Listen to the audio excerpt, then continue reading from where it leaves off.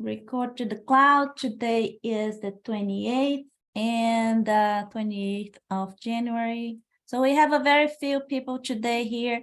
Some of them, they told me they cannot participate, but I hope it's like, you know, all the busy times every time we start the new year.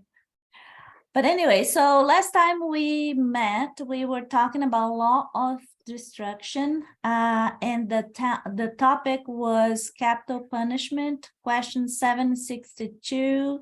While the death penalty may one day be banished in civilized society, why was it not necessary in more primitive times? And the answer was, necessary is not the right word. Human beings always think that something is necessary when they cannot find anything better. As they become enlightened, they understand justice and injustice more clearly and reject the abuses committed during ignorant times, all in the name of justice.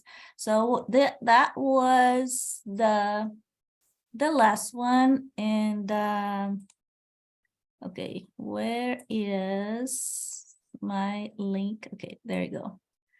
And okay. Begging your pardon, Anna.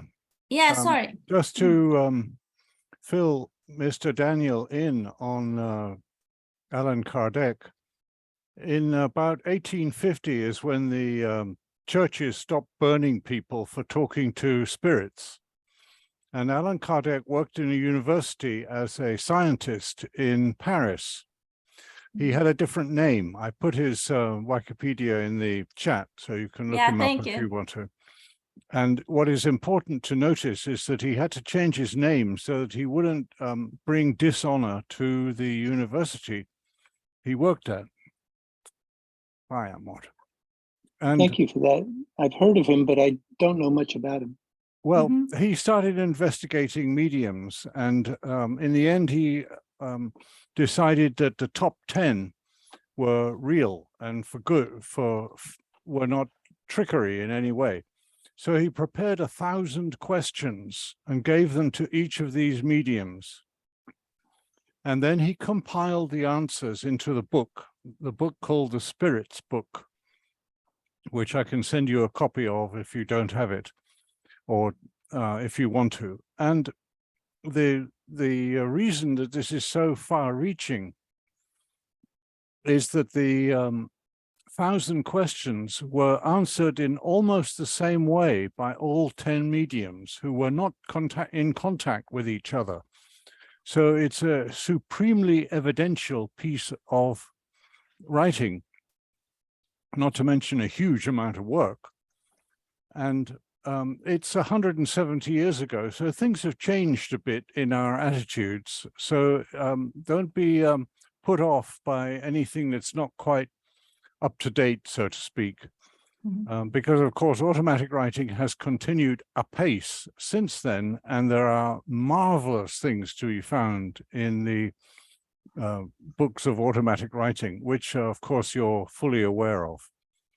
Anyway, I just wanted to fill in Anna's introduction to Allan Kardec, and I just hope we can move on from the slightly silly things that are recorded, because it was 170 years ago, and humans have been moving on, surprisingly.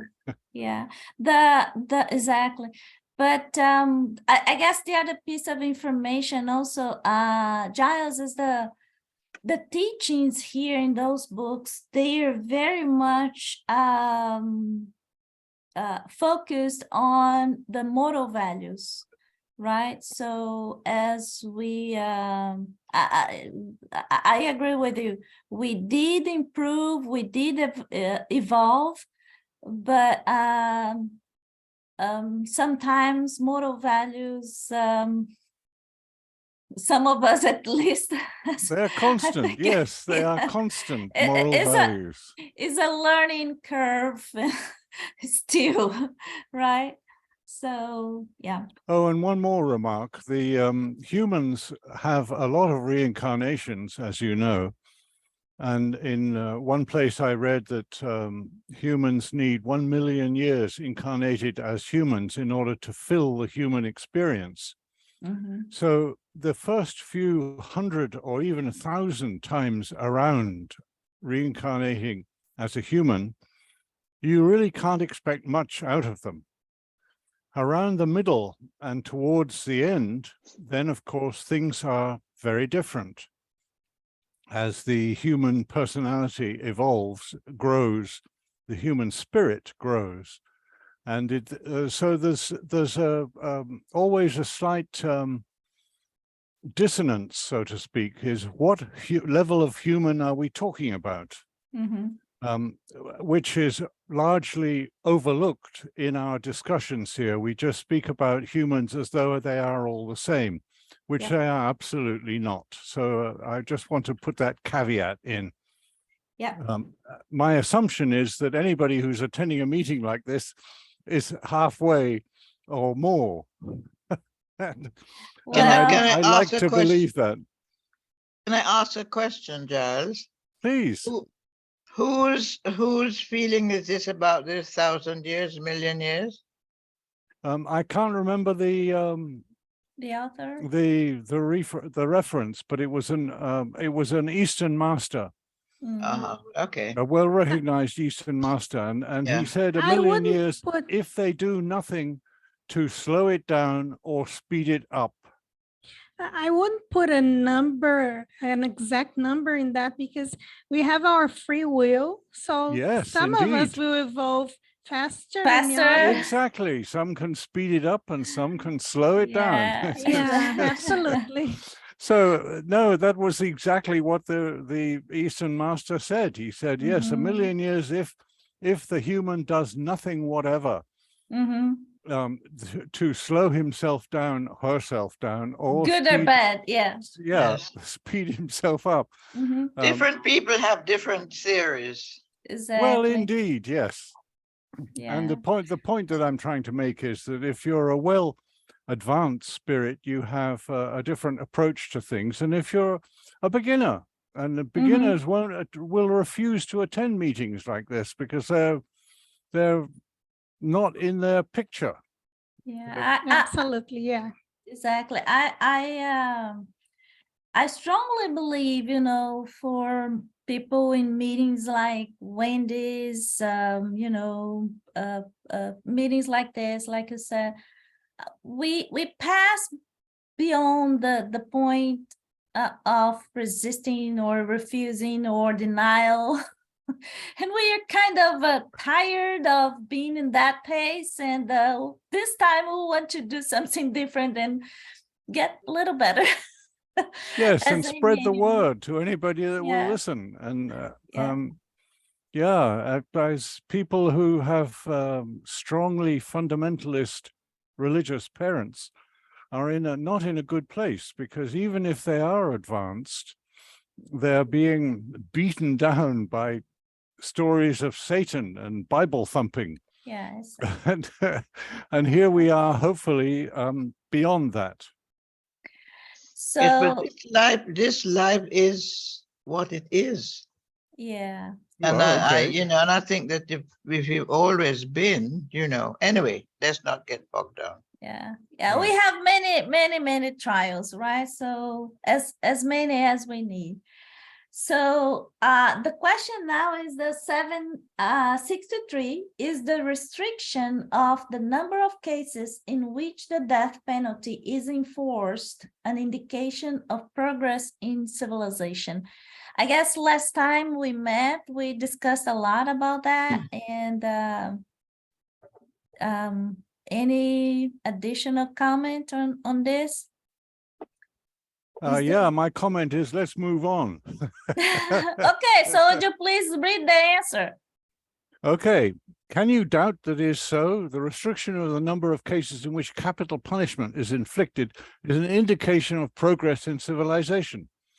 Answer: can you doubt that it is so? Does not your mind revolt on reading the recital of human butcheries that were formerly perpetrated in the name of justice, and often in honor of the divinity, tortures inflicted on the condemned and even on the accused, in order to wring from him or her, through an excess of sufferings, a confession of a crime which very often he had not committed. Well, if you lived in those times, you would have thought this was all very natural. And had you been a judge, you would have probably done the same yourself. Do I have to go on? All right. Yeah. It is thus that what seemed to be right at one period seems barbarous at another. Divine laws alone are eternal. Human laws change as progress advances, and they will continue to change until they are brought into harmony with the laws of spirit. And again, even though the question and the answer in this case seems to be so obvious, but let's remember what Kardec was looking for was a consistency between The all 10 different mediums. exactly. Yes. Yeah. So sometimes he's asking the same questions 10 times, but from different perspective. But let's keep this in mind that what he was looking for, he was trying to cross-check every single message or. Yes, I have one comment Mhm. that confessions are still being coerced for you to sign it when you have not committed the deed. So that's still going on. Yep. Yeah, true. Yes, fundamental religion is indeed a serious problem, and it's not going away in a hurry. It's getting better. It will get better. But it's not from religious people, not necessarily. Well, religious people are not necessarily bad. It's the twisting and hypocrisy of the writings that are converted so that the churches, whatever they are, get more money and power. That's basically the reason behind this fundamental nonsense. I don't think so, Charles. You don't? Oh, I think that they really believe it. well, of course they believe it. Well, not all of them. not all of them. Well, you've got different people. You've got rotten apples in every society. Oh, Yes, absolutely. absolutely. All the way up to so- the and that- Vatican. Yes, but I don't think that this being coerced for crimes now, I'm talking about where police do it, that has nothing to do with fundamentalism. That's just people.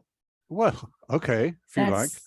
Yeah, People of a different. There's a little story which is worth telling, and because I met a fundamental Christian nearby in the town I live in Wallace, North Carolina, who was a perfect Bible thumper. The Bible was the word of God and everything.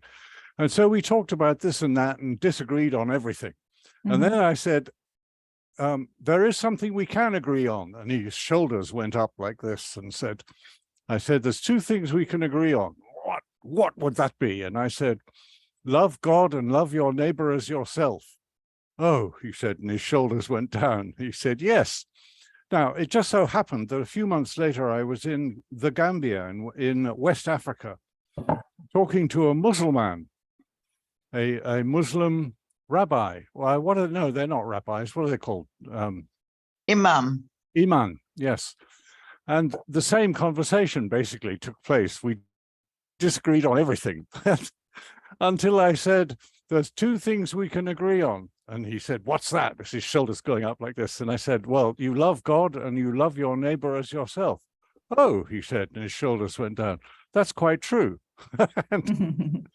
Yeah. So, Hyacinth, there you have it. There are two completely mad fundamental people who actually understand the basics. The word of the master himself. Mhm. And not only him, he is not the only master who is available on the planet. No, but the one who I can quote, those words were from the master Jesus. Very that good. he told in a parable. There you go.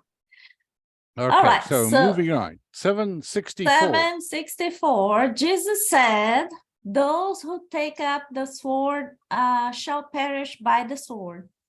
Are these words the recognition of the law of retaliation? Is the death penalty enforced on a murderer an application of this law? So, any comment before we go to the answers? To the answer? I've got a long comment, but I won't say anything because we've said it all before. Right, yeah, yeah. But it's funny enough, I was talking about exactly this passage, those who take up the sword shall, because that was at the time of his arrest when Peter cut off the ear of the man and he said, yeah. put up your sword because, yes, so. Yeah, Leda, please. I think there's a difference between the law of retaliation and what we call the law of cause and effect, right? Because, Yes. yeah, Yes. there's something that we always talk about here, which is mercy. And every time that we think about retaliation, we think that we have to be stronger over those who commit mistakes. The law of cause and effect will be enough just for you to learn from your mistake. That is the difference. So when the person is ready and they have recognized their mistake and they have overcome this bad nature of doing things wrong, then there is no need for you to punish anyone, right? So if you understand and if you change your mind, your behavior, your actions, so you won't have the need of retaliation, and you can't fake it with the law. You don't fake it with the law, right? Yeah, that's what I was about to say. There is a different driver, because for the consequence and the fact is the driver is really our own consciousness, right? So nobody's telling us, okay, so you're going to face this or that, but us, right? Our consciousness, as opposed to retaliation being, us, a human being, like in our seek of revenge or something like this. Thank you, Leda. Hyacinth, please. Well, there are two things. One is that laws in a country are written, and there's a death penalty for certain things, certain offenses. And I don't know but that's what it is, so that if you do this and you get caught, this is a likely result.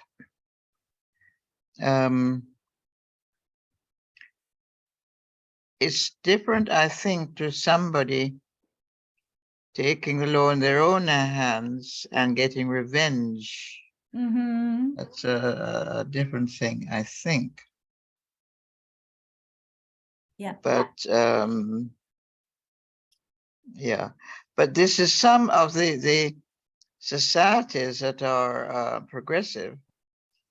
They know that in prison, for example, there are correctional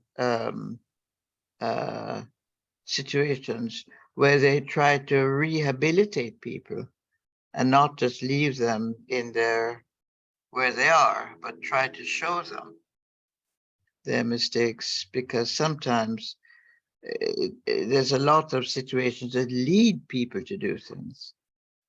Yeah. So. Yeah.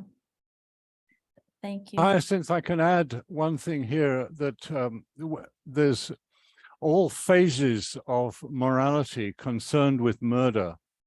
If you have a battlefield and you find your best friend is mortally wounded and you cannot move him, he will say, kill me, so that he doesn't get tortured by the others. Now, Yes. when you do so, you clearly are not going to be a murderer, yet you are committing murder. So there's all grades of possibilities in this thing. And I just take that extreme example as the most obvious one. All right. Yes. Sorry. No, but that's so that you said, please put me out of my misery and get on with it, because I'm being a hindrance to you, and I'm just, yeah. So there are different aspects of all of this, and we don't know where we are. But Yeah. I think that we do the best we can, I think, Yeah. and Yeah. ask forgiveness, because I don't want to do this, but this is a situation. Exactly. As we said here many times, it all depends at the end of the day, what do you hold in your heart, right? What is your intention, I guess? And you know, you do not intend to do bad, right? I guess that also is something that it should be taken care, or it should be taken in consideration. Yes, I don't think if I'm faced with a gunman or somebody who's going to kill me, that I would say, yes, kill me. I'm sure that my reaction is going to be, I kill you first. You try, yeah, we all will try to defend ourselves, right? Yeah. Yeah. Leda, you have any other comment? Yeah, just one comment. We have the law, the human law, which is different for every country. We have one here in Brazil. In the states, each state has a different law, right? Every country in the world has their own law, but we have like this universal law, or God's law, as we can call it if you want it or not. But there is this natural law that we all are under it. So what I think that the spirits are trying to bring with this thing of the death penalty is that the most we evolve, the closer we get to this natural universal law that is of you learning, learning with your mistakes, from your mistakes. So for you, the more you learn, the more consciousness you have towards your neighbor, towards the people you live with, less you will need to have a human law. Do you understand that? Yes. Yeah, because So, at the end of the day, the human law doesn't mean the focus of that is you know, for us to improve spiritually, but that is for us to know how to live in society, you know, and with that we kind of evolve. you have more responsibility. You don't need anyone to be telling you what to do, because you already know what you do in your consciousness. So yeah, that's thank you, Leda. So could you please read the answer for us? Yes. So Jesus said, those who take up the sword shall perish by the sword. Are these words the recognition of the law of retaliation? Is the death penalty enforced on a murderer an application of this law?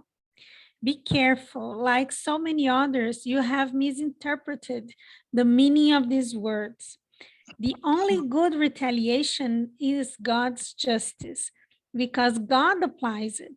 You are all enduring this retribution at all times, because you are punished for your wrongdoings in this life or in another.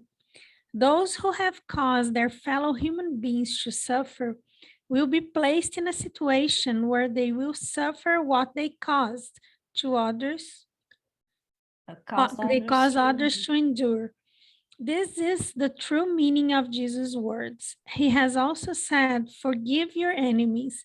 And he taught you to pray that God may forgive your trespasses as you forgive those who have trespassed against you. Meaning exactly proportionate to your forgiveness towards others. Try to observe the full meaning of this word, of those words. So I think what he's saying is about the law that is in your conscience, because if you judge the others and if you don't forgive the others, when you do the same thing, your conscience will tell you, you must have the same punishment as you thought the other would need to have. So you don't have two measurements, right? Yeah. Alrighty, thank you, Leda. Moving still capital punishment. I guess this is the last question for capital punishment. 765. What should we think of the enforcement of the death penalty in God's name? Ooh, gee. I guess this is pretty straightforward, right? So, yeah. This takes God's place in the administration of justice.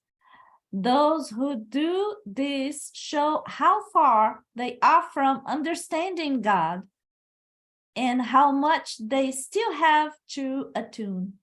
Capital punishment is a crime when applied in God's name, and those who enforce it will answer for it, just like any other murder. So I think it's very straightforward. Now we have, we are in the law of society, and the topic necessity of social life. So here we go with the human law. And the question is 766, is social life founded in nature? I always think about, okay, so what did Kardec had in his mind to ask this kind of question? Is social life founded in nature?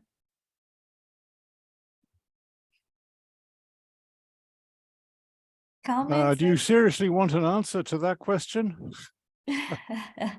One of the best examples is older elephants preventing younger elephants from going and eating fruit that's fallen off the tree. So talk about a society there. The older elephants want to wait until the fruit has fermented so they can get drunk. And that is a deliberate activity which has been watched many times. Yeah. And then we get to ants, where we discover that they have social activities and they have slavery as well.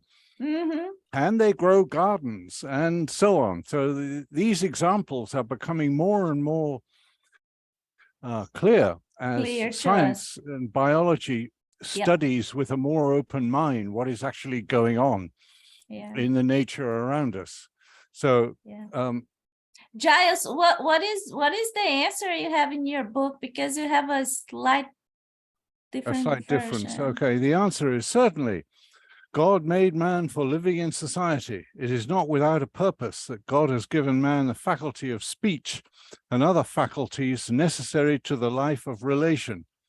Okay, well, that's a meaningless answer, because the answer is a very short one. Is social life founded in nature? The answer is yes. Yes. And that's that. Yes. Yeah. And to me is another proof that, you know, of how we evolved spiritually, you know, since we passed through all these kingdoms. So to me is, you know, one day we have been, you know, an ant, an elephant, whatever, you know, a monkey. Animals live in packs and they look after each other. Exactly. Well, yeah, that's so natural. Are they as good as humans doing that? Well, not Sorry, as no, that was a we are getting rhetorical there. question. Yeah. 767, does absolute isolation conflict with the law of nature? Well, And- this question can only be referring to monks or nuns who decide to isolate themselves because of some belief that Mhm. life of contemplation is the only way to go. But of course, somebody's got to feed them and take away their feces.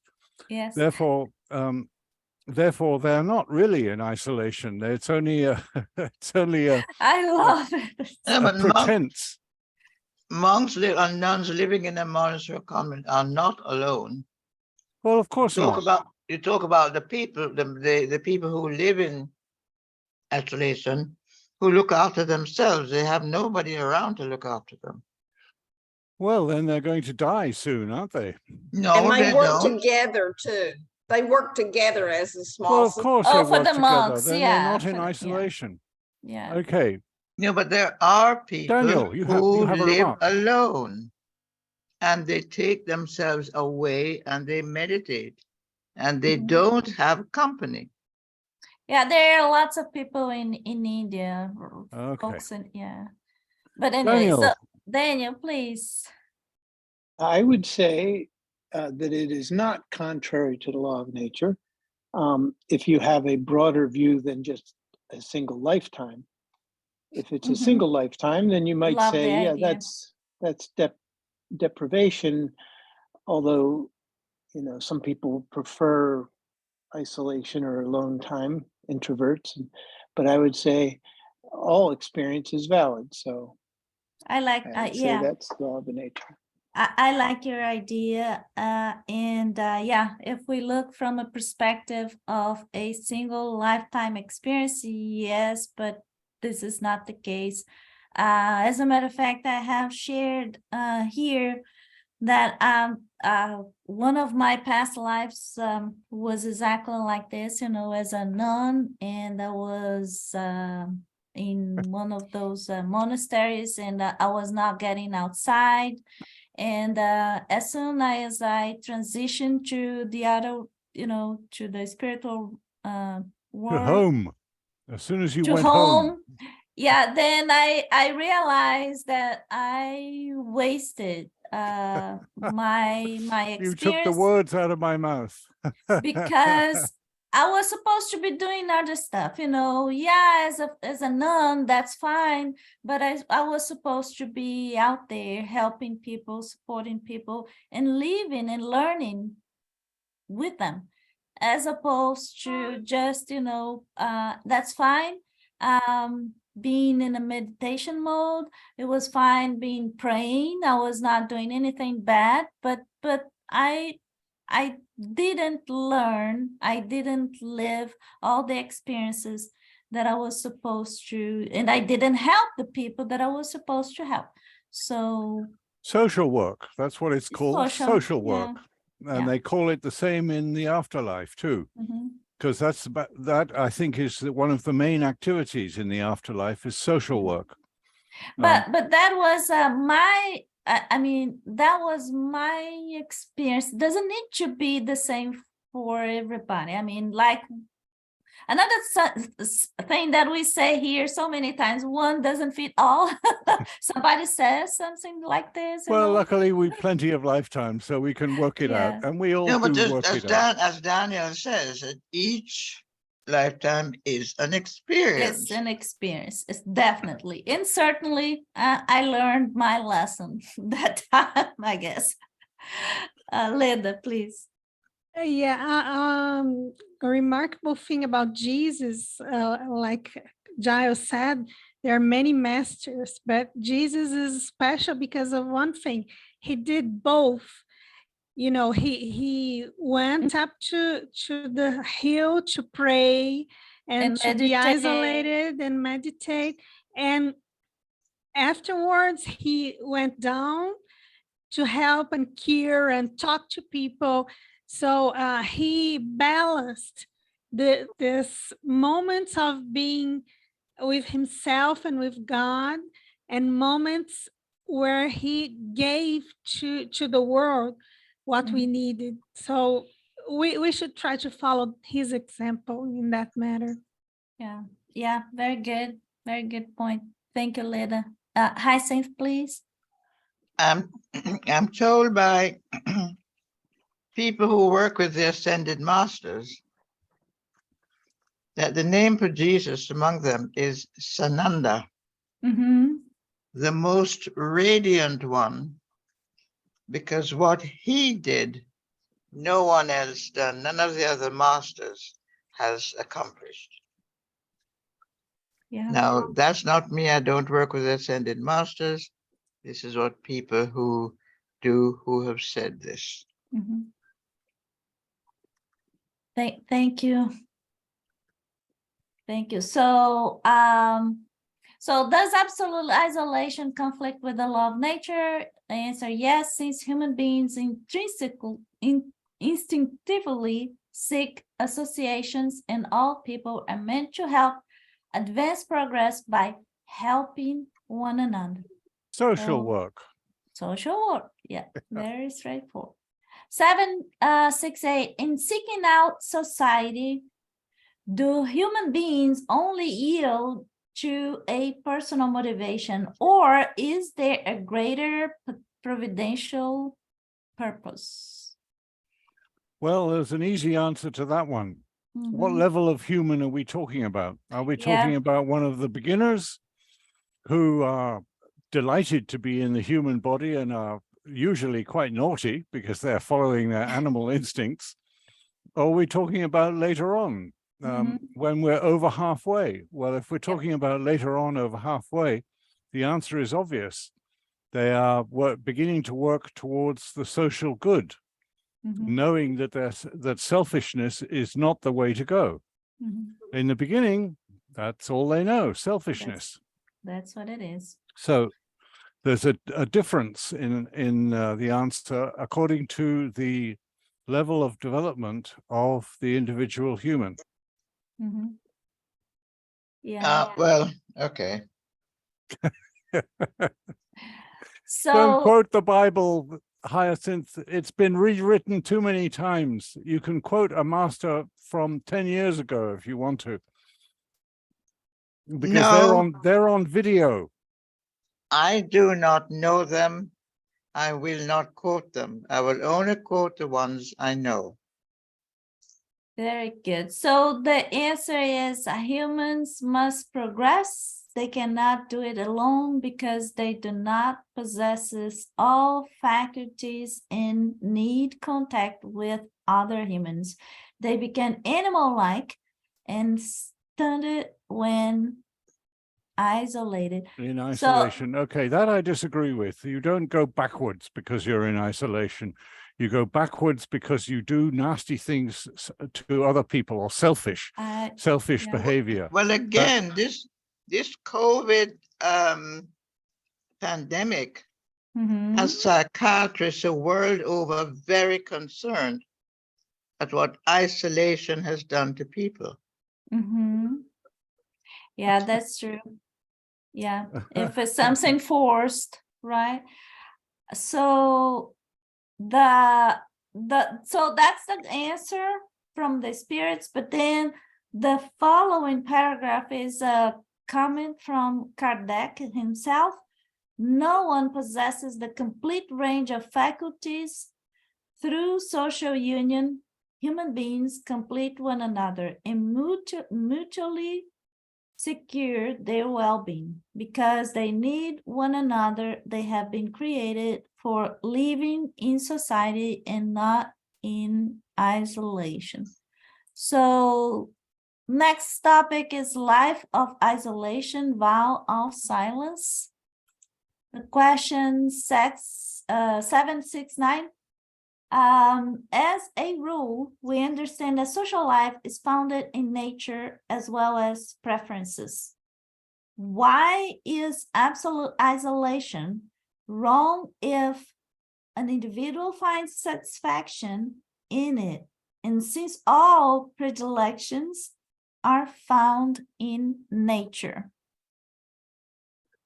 Well, I can easily answer or make a suggested answer to that is that sometimes isolation does people good.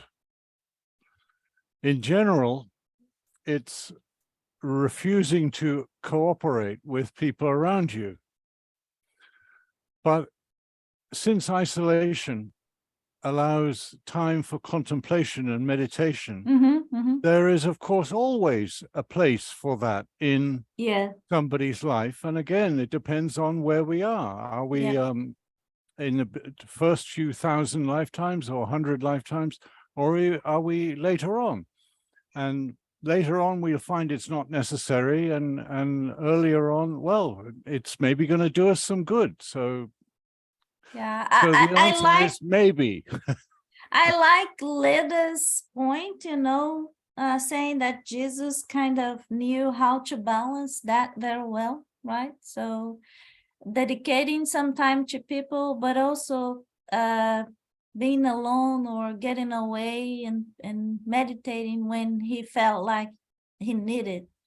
So nothing wrong with that, right?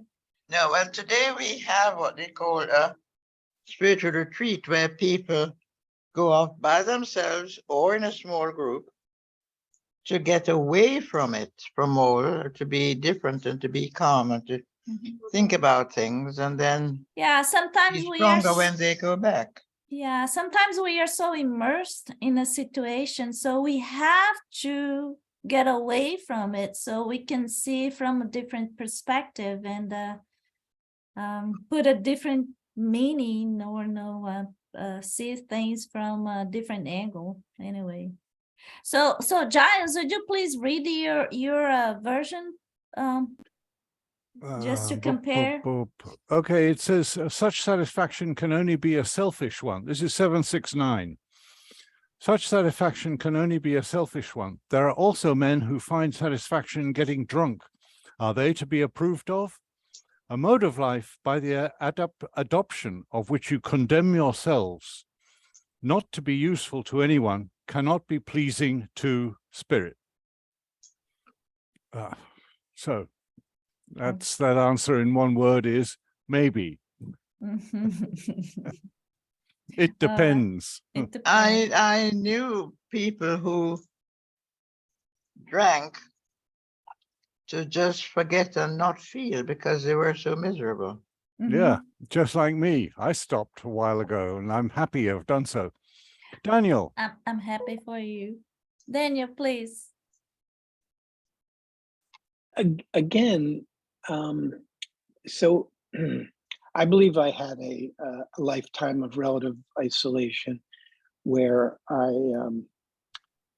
was avoiding human contact because I disagree with the way the world was.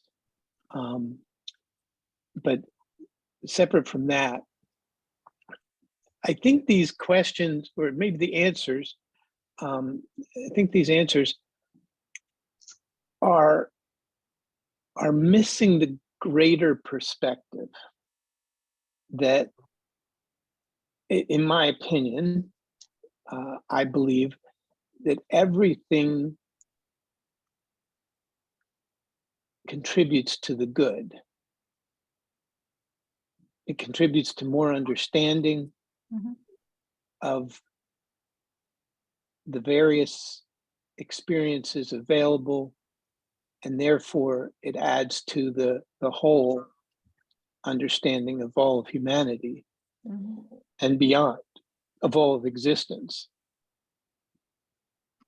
So I think everything ultimately is good, and we've got eternity, so who cares if I spend an extra lifetime in silence or in isolation? I mean, more than who cares, I think it actually adds to the knowledge of the universe.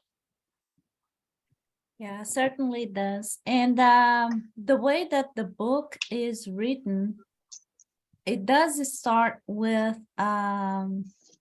all the creation, we decided to start with the book number 3 of this book because it talks about moral law, and but it's just a natural thing, since we understand that the focus here is the moral law.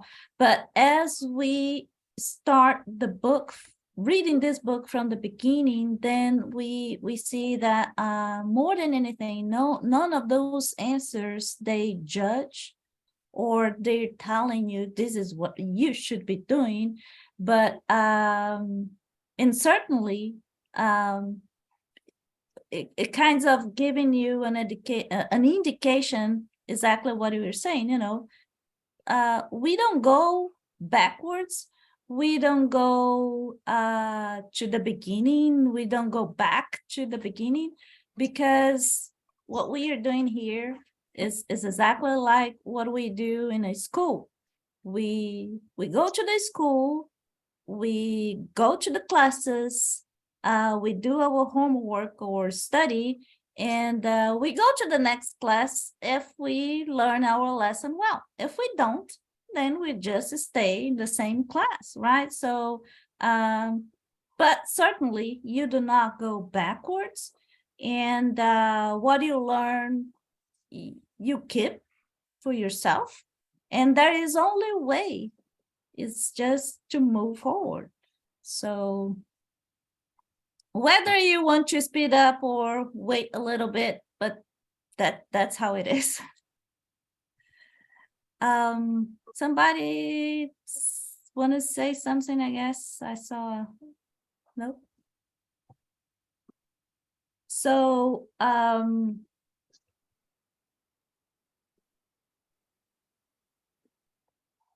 then can we move to 770? Any comment over here? Okay. 770. What should we think of those who live in complete seclusion to escape negative contact with the world? Do we agree it's a selfish thing, or? Well, as usual, one size does not fit all, and sometimes this is useful to be in isolation and helpful to an individual, and other times it is, as they say, that it is selfishness. Mm-hmm.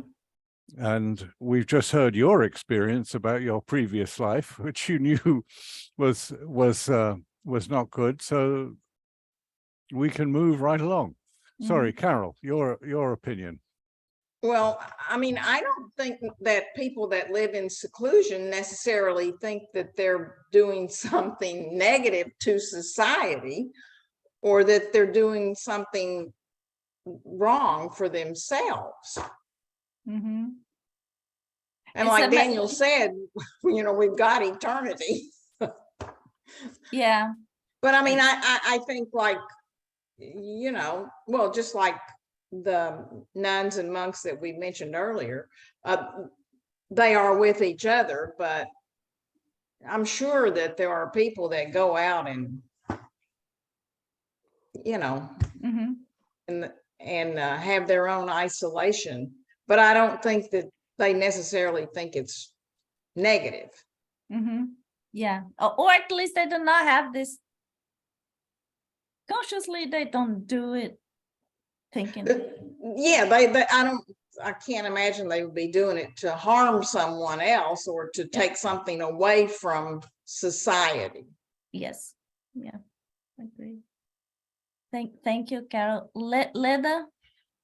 I don't think the book is saying that the spirits actually, they're not saying that all isolation acts are selfish. What they're trying to say is that you should pay attention to your inner motivations, because maybe sometimes it's more comfortable for us to be isolated and not face our problems, which is not good for you, right? At some point you have to face your inability to be with other people, or to face something that you did, or to face your wrongdoing sometimes. But of course, that this isolation can be healing. That's why I thought I said earlier that Jesus had always these times of isolation, of praying, of being with himself.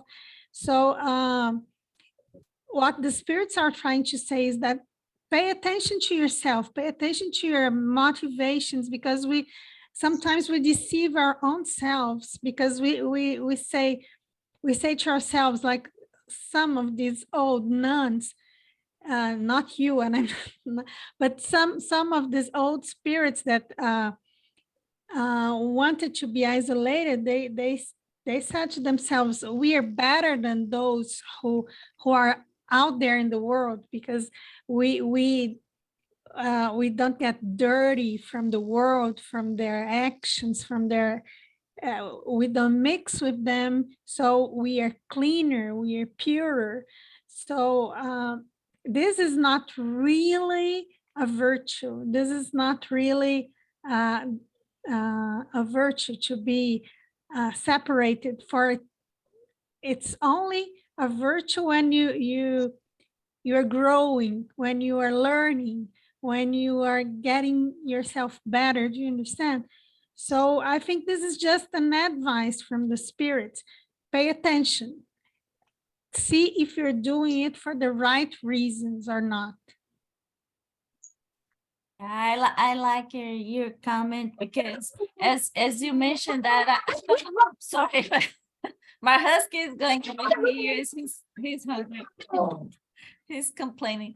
But I remember a friend of an aunt of mine, she was more and more getting isolated, because she didn't want to deal with some of the people around her, and she was always complaining about them being not polite or ignorant or something. And in my perspective, what she should be doing is exactly, she should be dealing with them, so for her to improve her tolerance, to learn how to be tolerant, how to go beyond that, accept people as they were. But anyways, yeah, thank you. Daniel, please. So I think all of this depends on understanding purpose. And each life can have a different purpose. I think, generally speaking, from the perspective of reincarnation, the purpose is balance. And so if one had a lifetime of, say, extreme, or several lifetimes of extreme interaction with the world, perhaps as a world leader who took his country to war and things like that, a lifetime of isolation would be perhaps the appropriate balance to that, to help bring that soul into balance. But it begs the question, so maybe these answers are more generally to the the center of the bell curve, as opposed to the full variety of reasons, or the average. But it gets to a deeper question for me, all of this, which is, what is the purpose of existence? And I'm not sure.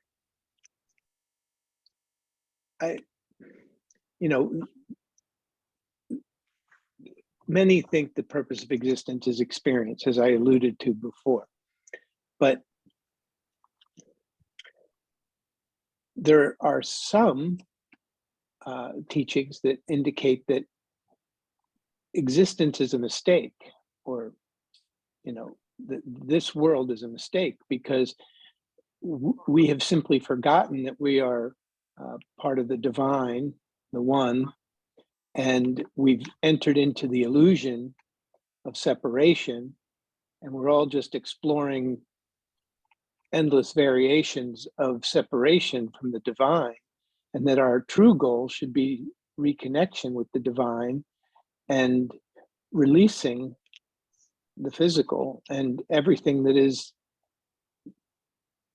anything less than oneness and unity and with the divine.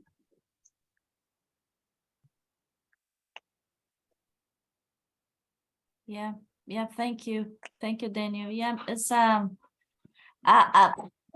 don't think this is again, like Giles says all the time, one doesn't fit all in the, and as you said, the book is trying to go more in a general perspective. Yeah, really.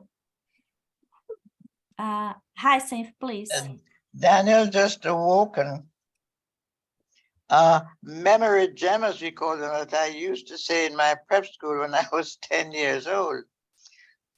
Do all the good you can to all the people you can, just as long as you can. Absolutely, yeah.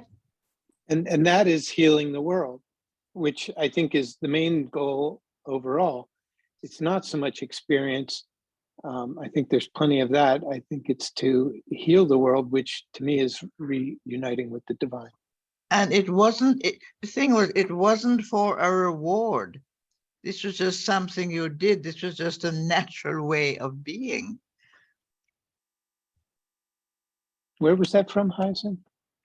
Just it was just in my school with this headmistress in a prep school, private prep school in Jamaica. And this was one of the things we recited. Very nice, very nice. You were blessed to be at that school. Yes, in many ways. Where All are you right. now, Hyacinth? I'm now in Vienna, Ooh, wow. having just celebrated my 89th birthday, not the 10th. That wasn't the question he asked. Congratulations. He was asking, where are you now? Philosophically and Oh, no, I meant morally. physically. Oh, I meant physically. okay, sorry, no, because Anna already said that. Sorry, I misinterpreted your. I don't listen well. You get around, Hyacinth.